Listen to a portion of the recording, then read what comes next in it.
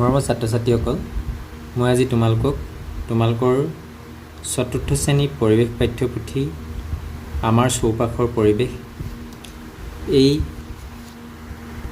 পাঠ্যপুথিখনৰ পাঠ 5 আহাৰৰ প্ৰয়োজনীয়তা এই পাঠটি মই তোমালোকক বুজাই দিয়াৰ লগতে ইয়াৰ যিবিলাক পাঠভিত্তিক ক্ৰিয়াকলাপ আছে সেই ক্ৰিয়াকলাপবিলাক মই কৈ দিব চেষ্টা কৰিছোঁ। গতিকে চতুৰ্থ শ্ৰেণীৰ ছাত্ৰ ছাত্ৰীসকলে পাঠটি ভালদৰে মনোযোগ দিবা বুলি আশা কৰি আজি ভিডিঅ' আৰম্ভ কৰিছোঁ। কি দিছে পাঠটোৰ নাম? আহাৰৰ প্ৰয়োজনীয়তা। এতিয়া চাওঁচোন, সুস্থ আৰু সবলভাৱে জীয়াই থাকিবলৈ আমাক বিবিধ আহাৰ লাগে। আহাৰৰ পৰা আমি শক্তি পাওঁ। এতিয়া আমি কি কৈছে? সুস্থ আৰু সবলভাৱে জীয়াই থাকিবলৈ আমাক কি লাগে? বিবিধ আহাৰ লাগে আৰু আমি আহাৰৰ পৰা শক্তি পাওঁ। আহাৰে আমাৰ শৰীৰ গঠন আৰু বৃদ্ধিত সহায় কৰে। ইয়াৰ উপৰি ৰোগ প্ৰতিৰোধ কৰাত আহাৰে আমাক সহায় কৰে। ৰোগ প্ৰতিৰোধ কৰাটো কি কৰে? আমাক আহাৰে সহায় কৰে। আমি খোৱা আহাৰত বিভিন্ন ধৰণৰ পুষ্টিকৰ উপাদান থাকে। এই পুষ্টিকৰ উপাদানবোৰক পৰিপোষক বুলি কোৱা হয়। আমি খোৱা আহাৰত যি বিভিন্ন পুষ্টিকৰ উপাদান থাকে এই পুষ্টিকৰ উপাদানবোৰক কি বুলি কোৱা হয়? পৰিপোষক বুলি কোৱা হয়। আমাৰ আহাৰত থকা পৰিপোষকসমূহ হ'ল শৰ্কৰা বা কাৰ্বহাইড্ৰেট, প্ৰ'টিন, চৰ্বি, ভিটামিন, খনিজ লৱণ আৰু পানী। আহাৰত থকা পৰিপোষকসমূহৰ নাম কি বুলি আমাক লিখিবলৈ দিলে কি দিম? শৰ্কৰা বা কাৰ্বহাইড্ৰেট, প্ৰ'টিন, চৰ্বি, ভিটামিন, খনিজ লৱণ আৰু পানী। প্ৰত্যেকবিধ পৰিপোষক আমি এবিধ খাদ্যত নাপাওঁ, সেয়েহে আমি ভিন ভিন খাদ্য খাব লাগে। দৈনন্দিন কাম কাজ আৰু খেলা ধূলা কৰিবলৈ আমাক শক্তিৰ প্ৰয়োজন হয়। এই শক্তি যিবোৰ খাদ্যৰ পৰা পাব পাৰোঁ সেইবোৰ শৰ্কৰা বা কাৰ্বহাইড্ৰেট খাদ্য। যিবোৰ খাদ্যই আমাক কি দিয়ে? শক্তি দিয়ে। সেইবোৰে কি খাদ্য? শৰ্কৰা বা কাৰ্বহাইড্ৰেট সমৃদ্ধ খাদ্য। আৰু শৰ্কৰা বা কাৰ্বহাইড্ৰেট সমৃদ্ধ খাদ্য কোনবিলাক? ভাত, ৰুটি, আলু, মিঠা আলু, ৰঙা আলু, কলমৌ, কল, মৌজোল, আখৈ, হুৰুম, চিৰা, মুড়ি, পকা কঁঠাল, পকা আম, কুঁহিয়াৰ আদি খাদ্যত প্ৰধানকৈ শৰ্কৰা বেছি পৰিমাণে থাকে। এতিয়া শৰ্কৰা জাতীয় খাদ্যৰ নাম যদি তোমালোকক লিখিবলৈ দিয়ে, আমি এই খাদ্যবিলাকৰ নাম লিখিব লাগিব। তাৰপিছত কি কৈছে? কিছুমান খাদ্যই আমাৰ শৰীৰ গঠন আৰু বৃদ্ধিত সহায় কৰে। তেনে কিছুমান খাদ্য হ'ল গাখীৰ, দৈ, কণী, মাছ, মাংস, দাইল, মটৰ, মাকৈ, উৰহি, বুট, চয়াবিন, কাঠফুলা আদি। এইবোৰ হ'ল প্ৰ'টিন সমৃদ্ধ খাদ্য। যিবিলাক খাদ্যই আমাৰ শৰীৰ গঠন বৃদ্ধিত সহায় কৰে সেইবিলাকক আমি কি খাদ্য বুলি কওঁ? প্ৰ'টিন সমৃদ্ধ খাদ্য। উদাহৰণ কোনবিলাক? গাখীৰ, দৈ, কণী, মাছ, মাংস, দাইল, মটৰ, মাকৈ ইত্যাদি। তাৰপিছত কি কৈছে? তেল, ঘিউ, মাখন, নাৰিকল, বাদাম আদিৰ পৰা পোৱা শক্তি আমাৰ শৰীৰত চৰ্বি হিচাপে সঞ্চিত হৈ থাকে। প্ৰয়োজনৰ সময়ত শৰীৰক এই সঞ্চিত শক্তিয়ে সহায় কৰে। প্ৰয়োজনৰ সময়ত কি হয়? এই চৰ্বিজাতীয় খাদ্যই কি কৰে? আমাক সহায় কৰে প্ৰয়োজনত। আমি খোৱা শাক পাচলি আৰু ফল মূল যেনে গাজৰ, বিলাহী, নেমুটেঙা, তিতাকেৰেলা, ছজিনা, জিকা, কাচকল, কলডিল, পচলা, কচু, আমলখি, শিলিখা, জামু, অমৰা, মধুৰিআম, আনাৰস, লেটেকু আদি ভিটামিন আৰু খনিজ লৱণৰ প্ৰধান উৎস। এইবিলাক হৈছে খনিজ লৱণৰ প্ৰধান উৎস, যিবিলাক খাদ্যৰ নাম দিলে। ভিটামিনজাতীয় খাদ্যই আমাৰ শৰীৰটোক বেমাৰ আজাৰৰ পৰা ৰক্ষা কৰে। এতিয়া ভিটামিনজাতীয় খাদ্যৰ কাম কি তেতিয়াহ'লে? শৰীৰটোক বেমাৰ আজাৰৰ পৰা ৰক্ষা কৰে। আহাৰত থকা খনিজ লৱণে দেহৰ তেজ আৰু হাড় গঠন কৰাত সহায় কৰে। আহাৰত থকা খনিজ লৱণে আমাক কি কামত সহায় কৰে? তেজ আৰু হাড় গঠনত সহায় কৰে।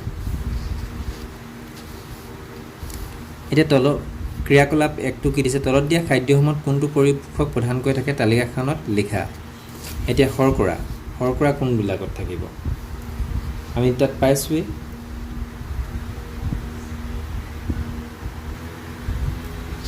এতিয়া কোনটো শৰ্কৰা হ'ব? পিঠাটো শৰ্কৰা হ'ব। মিঠা আলু শৰ্কৰা, সান্দহ শৰ্কৰাত, গুড় শৰ্কৰাত, চেনি পৰিপোষকৰ ভিতৰত পৰিব। প্ৰ'টিন পৰিপোষক কোনকেইটাত থাকে? ইয়াৰ পৰা বাছি উলিয়ালে লেচেৰা মাহ, মাটিমাহ, পনীৰ, সৰিয়হ। চৰ্বি কাজু বাদাম, ঢেকীয়া শাক, সুমথিৰা, টেঙা, জলফাই, পালেং শাক, তিল। এইবিলাক হৈছে ভিটামিন আৰু খনিজ লৱণ। সৰিয়হটো আচলতে চৰ্বি শ্ৰেণীত পৰিব। সৰিয়হটো আমি চৰ্বি শিতানত পেলাব লাগিব। আমি চৰ্বি পৰিপূৰক থাকে। সৰিয়হটো আমি প্ৰটিনত ভুলকৈ লিখিছিলোঁ। সৰিয়হটো সাধাৰণতে চৰ্বি থাকে। এতিয়া কাৰ্যৰ ওপৰত ভিত্তি কৰি খাদ্যবোৰক তিনিটা গোটত ভাগ কৰা হৈছে: শক্তিদায়ক খাদ্য, দেহবৰ্ধক খাদ্য আৰু ৰোগ প্ৰতিৰোধকাৰী খাদ্য। কাৰ্যৰ ওপৰত ভিত্তি কৰি খাদ্যবোৰক কেইটা গোটত ভাগ কৰা হৈছে? তিনিটা গোটত: শক্তিদায়ক খাদ্য, দেহবৰ্ধক খাদ্য আৰু ৰোগ প্ৰতিৰোধকাৰী খাদ্য। শৰ্কৰা আৰু চৰ্বি সমৃদ্ধ খাদ্যবোৰ হ'ল শক্তিদায়ক খাদ্য। শৰ্কৰা আৰু চৰ্বি সমৃদ্ধ খাদ্যবিলাক কি হয়? শক্তিদায়ক খাদ্য। আনহাতে প্ৰটিন সমৃদ্ধ খাদ্যবোৰ হ'ল দেহবৰ্ধক বা শৰীৰ গঠনকাৰী খাদ্য। প্ৰটিন সমৃদ্ধ খাদ্যবোৰ কি হয়? দেহ বৰ্ধন কৰে বা শৰীৰ গঠনকাৰী খাদ্য। ভিটামিন আৰু খনিজ লৱণসমূহ থকা খাদ্যবোৰ হ'ল ৰোগ প্ৰতিৰোধকাৰী খাদ্য। এই যিবিলাক আমি ভিটামিন জাতীয় খাদ্য পাইছোঁ বা খনিজ লৱণ জাতীয় খাদ্য, এইবিলাক সাধাৰণতে ৰোগ প্ৰতিৰোধকাৰী খাদ্য। প্ৰতিদিনে পৰ্যাপ্ত পৰিমাণে বিশুদ্ধ পানী খাব লাগে। পানী উতলাই ঠাণ্ডা কৰাৰ পাছত ফিল্টাৰ কৰি পানী বিশুদ্ধ কৰি ল'ব পাৰি। আমি কি কৰিব পাৰোঁ? পানী উতলাই ঠাণ্ডা কৰাৰ পাছত আমাৰ পানীখিনি ফিল্টাৰ কৰি আমি পানী বিশুদ্ধ কৰি ল'ব পাৰোঁ বুলি কৈছে। পানীয়ে আমি খোৱা খাদ্য হজম কৰাত সহায় কৰে। পানীৰ কাম তেতিয়া কি হয়? আমি খোৱা খাদ্য হজম কৰাত সহায় কৰে আৰু ছালখন সতেজ কৰি ৰাখে। আমাৰ শৰীৰৰ অলাগতিয়াল দ্ৰব্যবোৰ ঘাম আৰু মূত্ৰ হিচাপে উলিয়াই দিয়াত পানীয়ে সহায় কৰে। তিয়ঁহ, কোমোৰা, জিকা, ভোল আদি পাচলি আৰু সুমথিৰা, তৰমুজ, ৰবাব টেঙা, নাৰিকল, কৰ্দৈ, কুঁহিয়াৰ, মাটিকঁঠাল আদি ফলত পানী বেছি পৰিমাণে থাকে। এনে পাচলি আৰু ফল মূল খালে দেহটো শীতল আৰু সতেজ হৈ থাকে। সেয়ে বতৰৰ পাচলি আৰু ফল মূল খোৱাটো বৰ প্ৰয়োজন। কি কাৰণে বতৰৰ ফল মূল খাব লাগে তেতিয়াহ'লে আমি গম পালোঁ। কিয়? এনে পাচলি আৰু ফল মূল খালে আমাৰ দেহটো কি হয়? শীতল আৰু সতেজ হৈ থাকে। সেইকাৰণে আমি বতৰৰ পাচলি আৰু ফল মূল খাব লাগে। আমি ফল মূল আৰু পাচলি আদি কেঁচাই খোৱাৰ উপৰি পানীয় বা চৰ্বত হিচাপে প্ৰস্তুত কৰিও খাওঁ। এইবোৰ স্বাস্থ্যৰ বাবে বৰ উপকাৰী। এনে কেইবিধমান পানীয়ৰ বিষয়ে জানি লওঁ আহা। কাজি নেমু চৰ্বত, তোমালোকে প্ৰায়বিলাকে খাই পাইছা, সকলোৱে খাই পাইছা। বেলৰ চৰ্বত, অমৰাৰ চৰ্বত, এইকেইটা খাই নাপালেও তোমালোকে কাজি নেমু চৰ্বত সকলোৱে খাই পাইছা। থেকেৰাৰ চৰ্বত, ভীমকলৰ জোৰণি পানী, কলা জামুৰ চৰ্বত, লতা বেলৰ চৰ্বত, তেতেলীৰ চৰ্বত, এইবিলাক বিভিন্ন ফল মূলৰ পৰা প্ৰস্তুত কৰা চৰ্বত। কাজি নেমু অসমৰ ৰাজ্যিক ফল। কাজি নেমু আমাৰ কি? অসমৰ ৰাজ্যিক ফল। যিধৰণে আমাৰ অসমৰ ৰাজ্যিক ফুল থাকে, ফলো আছে, সেই ফলবিধ হৈছে কাজি নেমু। জোৰণি পানী ঘৰুৱাভাৱে সহজতে প্ৰস্তুত কৰিব পৰা এক পানীয়। জোৰণি পানী কি হয়? ঘৰুৱাভাৱে সহজতে প্ৰস্তুত কৰিব পৰা এক পানীয়। ভীমকলৰ জোৰণি পানী প্ৰস্তুত কৰিবলৈ পকা ভীমকল টুকুৰা টুকুৰকৈ কাটি 6-7 ঘণ্টা বা ৰাতিটো বিশুদ্ধ পানীত তিয়াই ৰাখিব লাগে। পকা ভীমকল তিয়াই ৰখা পানীখিনি মিঠা আৰু সোৱাদযুক্ত হৈ পৰে। অসমৰ কোনো ঠাইত জহা ধানৰ জোৰণি পানীও প্ৰস্তুত কৰে। গৰমৰ দিনত জোৰণি পানীয়ে শৰীৰ শীতল কৰি ৰাখে। এতিয়া জোৰণি পানীৰ কাম কি? গৰমৰ দিনত আমাৰ শৰীৰটো শীতল কৰি ৰাখে। বজাৰত কিনিবলৈ পোৱা শীতল পানীয়বোৰ স্বাস্থ্যৰ বাবে সিমান উপকাৰী নহয়। তাৰ পৰিৱৰ্তে কাজি নেমু, বেল, থেকেৰা, ভীমকল আদিৰ পৰা ঘৰতে প্ৰস্তুত কৰা পানীয়বোৰহে খোৱা উচিত। আমি ঘৰতে যিবিলাক প্ৰস্তুত কৰিব পাৰোঁ পানীয়, সেইবিলাকহে আমি খাব লাগে। আমি বজাৰত যিবিলাক ক'ল্ড ড্ৰিংকছ পাওঁ, সেইবিলাক আমি খাব নালাগে বুলি কৈছে।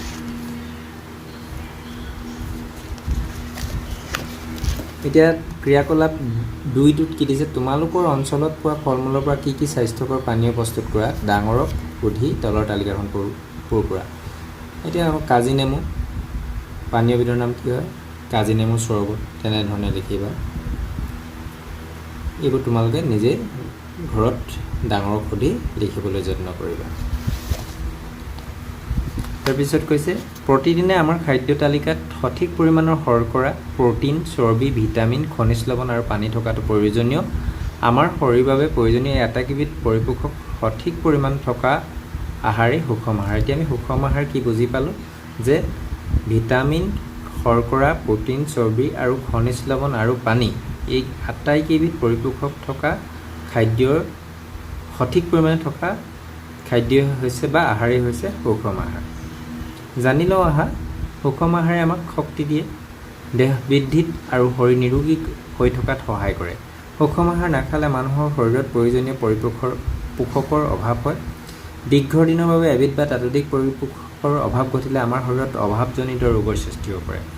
অৰ্থাৎ ভিটামিন আৰু খনিজ লৱণৰ অভাৱত যি ৰোগ হয় তেতিয়াহ'লে আমি কি ৰোগ ক'ম? অভাৱজনিত ৰোগ, ডেফিচিয়েঞ্চি ডিজিজ বুলি কয় ইংৰাজীত। ক্ৰিয়াকলাপ 3টো কি দিছে? থলুৱা খাদ্য অন্তৰ্ভুক্ত কৰি সুষম আহাৰ থালি এখন প্ৰস্তুত কৰা। তোমালোকে ঘৰতে থলুৱা যিবিলাক আমি ঘৰতে যিবিলাক প্ৰস্তুত কৰিব পাৰোঁ সেই খাদ্যবিলাকৰ সহায়ত এটা সুষম আহাৰৰ থালি প্ৰস্তুত কৰিবলৈ দিছে। আমি খাদ্য বিভিন্ন ধৰণে সোৱাদ লগাকৈ ৰান্ধি খাওঁ। পৰম্পৰাগতভাৱে আমি কিছুমান খাদ্য খাওঁ। উৎসৱ পৰ্বতো আমি বিভিন্ন থলুৱা খাদ্য প্ৰস্তুত কৰোঁ। আমাৰ থলুৱা খাদ্য পঁইতা ভাত, খাৰ, কোমল চাউলৰ জলপান, বন শাকৰ আঞ্জা, মাছৰ টেঙা, পিঠা পনা আদি শৰীৰৰ বাবে বৰ উপযোগী। এইবিলাক হৈছে আমাৰ থলুৱা খাদ্য। খাদ্যবোৰনো কেনেকৈ প্ৰস্তুত কৰা হয় তলৰ ছবিবোৰ চাই জানি লোৱা। ইয়াত আমি খাদ্য কেনেধৰণে প্ৰস্তুত কৰা হয় এই ছবিবোৰ সহায়ত আমি গম পাম ৰুটি কেনেধৰণে প্ৰস্তুত কৰা হৈছে। তাৰপিছত ইয়াত বিভিন্ন ধৰণৰ খাদ্য সম্ভাৰ প্ৰস্তুত কৰাৰ বিভিন্ন পদ্ধতি আমি ছবিবোৰৰ সহায়ত জানিবলৈ সক্ষম হ'ম। তোমালোকে ছবিবিলাক ভালকৈ লক্ষ্য কৰিবা আৰু কেনেধৰণেনো এইবিলাক খাদ্য প্ৰস্তুত কৰা হয় ঘৰত ডাঙৰৰ পৰা জানি লৈ শিকি ল'বা। লিখোৱা হা, সকলোবোৰ খাদ্য প্ৰস্তুত কৰিবলৈ জুই ব্যৱহাৰ কৰা হয়নে? জুই ব্যৱহাৰ নকৰাকৈ প্ৰস্তুত কৰা খাদ্যৰ নাম লিখা। আমি জুই ব্যৱহাৰ নকৰাকৈ প্ৰস্তুত কৰা খাদ্যৰ নাম আমাক লিখিবলৈ কৈছে। খৰি, কেৰাচিন, কয়লা, তোমালোকে এইটো নিজেই কৰিবাচোন। জুই ব্যৱহাৰ নকৰাকৈ আমি বিভিন্ন খাদ্য, চালাডবিলাক হওক, তাৰপিছত আৰু কি আমি জুই ব্যৱহাৰ নকৰাকৈ খাদ্য প্ৰস্তুত কৰিব পাৰোঁ তোমালোকে লিখিবলৈ যত্ন কৰিবা। খৰি, কেৰাচিন, কয়লা, ৰন্ধন গেছ, গোবৰ গেছ আদি ইন্ধন হিচাপে ব্যৱহাৰ কৰি খাদ্য ৰন্ধা হয়। সৌৰশক্তিক ইন্ধন হিচাপে ব্যৱহাৰ কৰি সৌৰ কুকাৰত খাদ্য ৰন্ধা বঢ়া কৰিব পাৰি। ইয়াৰ দ্বাৰা জৈৱিক ইন্ধনৰ ব্যৱহাৰ হ্ৰাস হয়। অন্য প্ৰাকৃতিক ইন্ধনৰ দৰে সৌৰশক্তিয়ে পৰিৱেশ প্ৰদূষণ নকৰে। অন্য যিবিলাক প্ৰাকৃতিক ইন্ধনৰ দৰে কি হয়? সৌৰশক্তিয়ে আমাৰ পৰিৱেশটো প্ৰদূষণ নকৰে বুলি কৈছে। আধুনিক বৈদ্যুতিক সা সৰঞ্জাম যেনে ইণ্ডাকশ্যন, অভেন, মাইক্ৰৱেভ আদি ব্যৱহাৰ কৰিও আজিকালি খাদ্য প্ৰস্তুত কৰে। লিখোৱা আহা, তুমি খাই ভাল পোৱা এবিধ খাদ্য কেনেকৈ প্ৰস্তুত কৰা হয় লিখা। তুমি খাই যি ভাল পোৱা, ধৰা হওক চিৰানো কেনেধৰণে প্ৰস্তুত কৰে তুমি লিখিবা। তুমি ঘৰত দেখিছা চিৰা কেনেধৰণে প্ৰস্তুত কৰে, হয়নে? তাৰপিছত আখৈ কেনেধৰণে প্ৰস্তুত কৰে, ধানখিনি কি কৰে? ভাজে, তাৰ পৰা আখৈ প্ৰস্তুত কৰে। ঠিক তেনেদৰে চিৰা কেনেধৰণে কৰে? ধানখিনি কি কৰে? ভাজে, তাৰপিছত ঢেঁকী বা মেচিনত গোটাই কি কৰে? চিৰা প্ৰস্তুত কৰা হয়।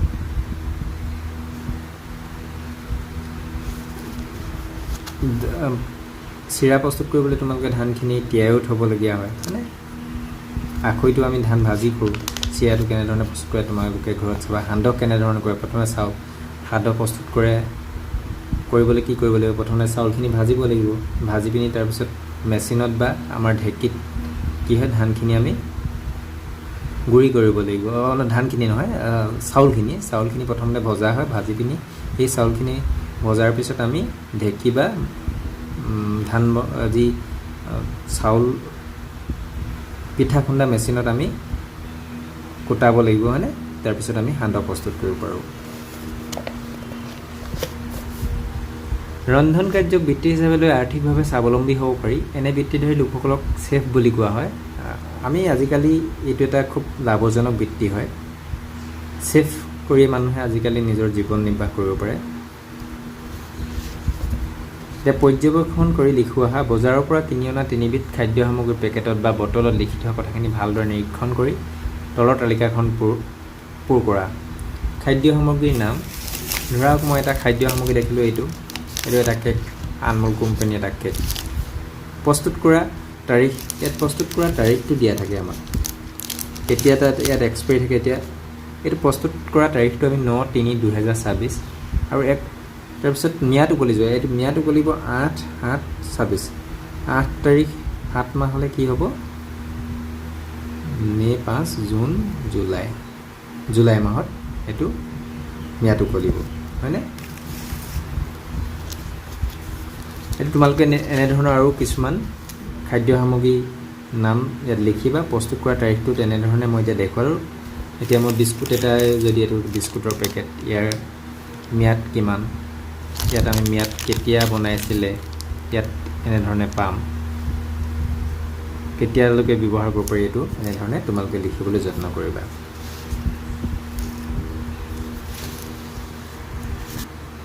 বজাৰলৈ গৈ খাদ্যবস্তু কিনোতে পেকেটত বা বটলত লিখি থোৱা কথাখিনি ভালকৈ পঢ়ি চাব লাগে। আমি এতিয়া বজাৰত আমি ম্যাদ উকলি যোৱা বস্তু এটা খাব নালাগে। এতিয়া আমি এই পেকেটকেইটা যে দেখুৱালোঁ, ইয়াত ম্যাদটো আমি চাই ল'ব লাগে। খাদ্যবিধত থকা উপাদানবোৰ পৰিমাণো তাত উল্লেখ থাকে, কিমান পৰিমাণ আছে। ইয়াৰ দ্বাৰা আমি খাদ্যবস্তুবিধ কিমান পুষ্টিদায়ক, খাদ্যবিধ খোৱাৰ উপযোগী হয় নে নহয় তাক জানিব পাৰোঁ। ম্যাদ উকলি যোৱা খাদ্য সামগ্ৰী কিনিব নালাগে। আমি ম্যাদ যেতিয়া উকলি যায়, যিটো আমাৰ ইউজ বাই যিটো তাৰিখ লিখা থাকে তাতকৈ আমি পাৰ হৈ গ'লে আমি সেই খাদ্য সামগ্ৰী কিনিব নালাগে। কিছুমান খাদ্য যেনে শীতল পানীয়, chips, pakora, burger, Maggi, pizza আদি সোৱাদযুক্ত হ'লে অধিক পৰিমাণে খোৱাটো শৰীৰৰ বাবে অপকাৰী। এনেবোৰ খাদ্যত অত্যাধিক পৰিমাণৰ তেল, নিমখ, চেনি, মছলা আদি থাকে। এইবোৰ খাদ্য হ'ল জাংক ফুড। এতিয়া আমি জাংক ফুডনো কি আমি বুজি পালোঁ। বেছি চৰ্বিযুক্ত জাংক ফুড খোৱাৰ ফলত আমাৰ শৰীৰত বেছি চৰ্বি বা মেদ জমা হয়। মেদবহুলতাই দেখা দিয়ে। ইয়াৰ ফলত শৰীৰৰ ওজন অস্বাভাৱিকভাৱে বৃদ্ধি হয়। সেয়েহে এনেধৰণৰ খাদ্য খোৱাতকৈ ঘৰত প্ৰস্তুত কৰা খাদ্য খোৱা উচিত। আমি ঘৰত যিবিলাক সান্দহ হওক বা চিৰা হওক বা পিঠা হওক, আমি এনেধৰণৰ খাদ্যবিলাকহে আমি খাব লাগে। এটা প্ৰকল্প দিছে, তোমালোকে কৰিবা। পুৰণি আলোচনী, বাতৰি কাকত আদিৰ পৰা খাদ্যবস্তুৰ কিছুমান ছবি সংগ্ৰহ কৰা আৰু কি কৰিবলৈ কৈছে, খাদ্যৰ বিভিন্ন পৰিপোষক অনুযায়ী ছবিবোৰ ভাগ কৰি এখন এলবাম প্ৰস্তুত কৰা। তোমালোকে এইটো এখন এলবাম প্ৰস্তুত কৰিবলৈ চেষ্টা কৰিবা। এতিয়া দলীয় কাৰ্য, চৰিত্ৰাভিনয় শিক্ষকৰ সহায়ত কৰিবলৈ দিছে। বিষয়বস্তু আহাৰৰ পৰিপোষক। এতিয়া কোনোবা ছাত্ৰই কি হ'ব, প্ৰয়োজনীয় সামগ্ৰী কি কি লাগিব, আহাৰৰ পৰিপোষকৰ নাম লিখি 5খন কাৰ্ড, এনেকুৱা ডাঠ কাগজত তোমালোকে কাৰ্ড প্ৰস্তুত কৰি ল'ব লাগিব। শৰ্কৰা শিক্ষকে তোমালোকক প্ৰস্তুত কৰি দিব। শৰ্কৰা, কোনোবা ছাত্ৰ শৰ্কৰা হ'ব, কোনোবা প্ৰটিনৰ যুক্ত পৰিপোষক হ'ব, কোনোবা চৰ্বি হ'ব, কোনোবা ভিটামিন আৰু খনিজ লৱণ, আৰু কোনোবা পানী চৰিত্ৰ লৈ অভিনয় কৰিব লাগিব। এটা দলত 5জনকৈ ছাত্ৰ ছাত্ৰী থাকিব। এটা দলত কেইজনকৈ ছাত্ৰ ছাত্ৰী থাকিবলৈ কৈছে, 5জনকৈ। প্ৰতিগৰাকীয়ে শিপিঠিত দিয়া ধৰণে আহাৰৰ একোটাকৈ পৰিপোষকৰ নাম লিখি কাৰ্ড ডিঙিত পিন্ধি ল'বা। এতিয়া নিৰ্দিষ্ট কাৰ্ড পিন্ধা ছাত্ৰ ছাত্ৰী এজন এজনকৈ এখোজ আগুৱাই আহি পৰিপোষকৰ বিষয়ে ক'বা। উদাহৰণস্বৰূপে, মই শৰ্কৰা, মই শৰীৰক শক্তি যোগান ধৰোঁ। ভাত, ৰুটি, গুড়, পৰকা আদি খালে মোক পাবা। এই গুড়, পৰকা এইবিলাক খালে আমি মোক পাবা বুলি কোনে কৈছে? এই যি শৰ্কৰা আছে, শৰ্কৰা থকা কাৰ্ডখনৰ ছাত্ৰজনে ক'ব। এইদৰে দলৰ প্ৰতিজন ছাত্ৰ ছাত্ৰীয়ে এজন এজনকৈ নিজৰ কাৰ্ডত লিখা পৰিপোষকটোৰ বিষয়ে ক'বা আৰু এজনে আনজনৰ হাতত ধৰি থিয় হ'বা। এতিয়া প্ৰটিন থকা যি কাৰ্ড লৈ থাকিব, কি ক'ব? মই প্ৰটিন, মই শৰীৰৰ গঠন আৰু বৃদ্ধিত সহায় কৰোঁ, এনেধৰণে ক'ব লাগিব। এতিয়া আমি সকলো একেলগে ক'বা, আমি আটাইকেইজন একলগ হৈ আহাৰ সুষম কৰোঁ। আৰু অৰ্থাৎ সুষম আহাৰ হ'বলৈ গোটেই কেইবিধ পৰিপোষক লাগিব।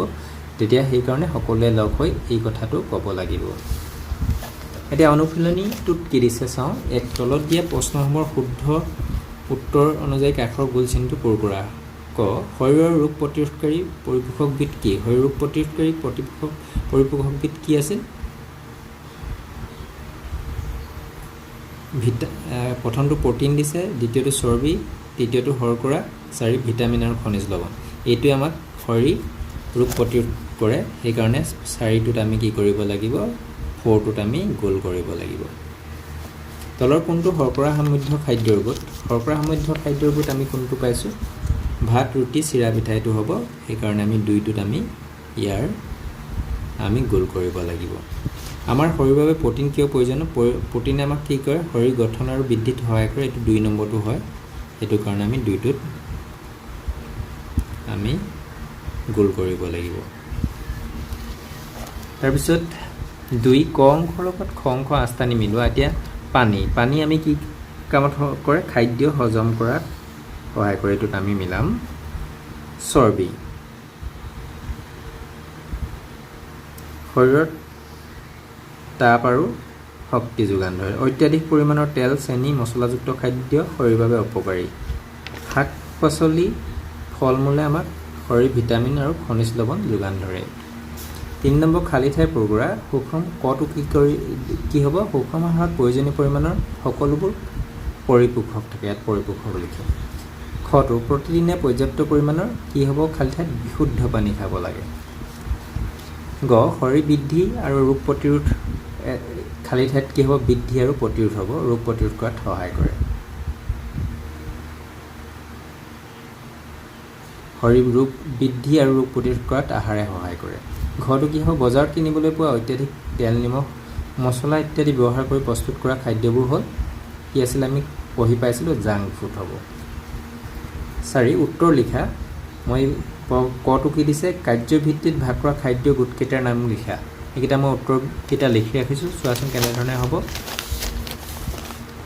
কাৰ্যভিত্তিত ভাগ কৰা খাদ্যৰ গোট তিনিটাৰ নাম হ'ল শক্তিদায়ক খাদ্য দেহবৰ্ধক খাদ্য আৰু ৰোগ প্ৰতিৰোধকাৰী খাদ্য খটো কি দিছে কাৰ্বহাইড্ৰেট বা শৰ্কৰা সমৃদ্ধ থকা তিনিবিধ খাদ্যৰ নাম লিখা কাৰ্বহাইড্ৰেট বা শৰ্কৰা সমৃদ্ধ থকা তিনিবিধ খাদ্য হ'ল ভাত ৰুটি আৰু আলু গ কি দিছে খাদ্যৰ পৰিপোষক কেইবিধৰ নাম লিখা উত্তৰটো কি হ'ব খাদ্যৰ পৰিপোষক কেইবিধ হৈছে শৰ্কৰা প্ৰ'টিন চৰ্বি ভিটামিন খনিজ লৱণ আৰু পানী ঘ দুবিধ থলুৱা খাদ্যৰ নাম লিখা উত্তৰটো কি হ'ব দুবিধ থলুৱা খাদ্য হৈছে খাৰ আৰু কোমল চাউলৰ জলপান বুলি লিখিবা কোমল চাউলৰ জলপান সান্দহো আমাৰ থলুৱা খাদ্যই হ'ব আৰু বিভিন্ন থলুৱা খাদ্য আছে মই ইয়াৰ দুবিধেই লিখিবলৈ যিহেতু দিছে দুবিধৰ নাম মই দুবিধ লিখি দিছোঁ 5 নম্বৰটো কি দিছে সুষম আহাৰ বুলিলে কি বুজায় আমি উত্তৰটো কি লিখিব লাগিব আমাৰ শৰীৰৰ বাবে প্ৰয়োজনীয় আটাইকেইবিধ পৰিপোষক সঠিক পৰিমাণে থকা আহাৰেই হৈছে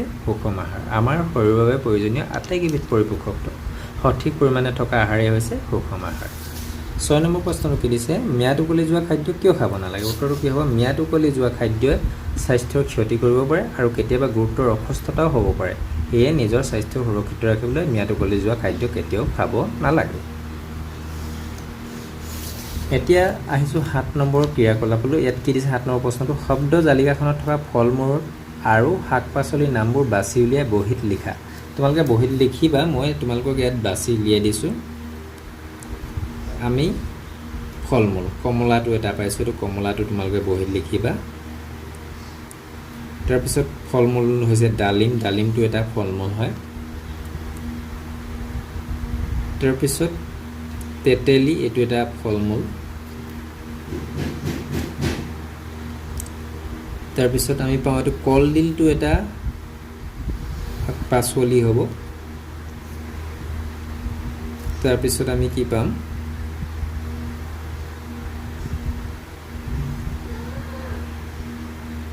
পনিয়ল এইটো এটা ফল মূল শাকৰ ভিতৰত বাহমী শাকটো পাম আমি বাহমী শাকটো পাব পাৰোঁ ঠিক তেনেধৰণে আমি কি পাব পাৰোঁ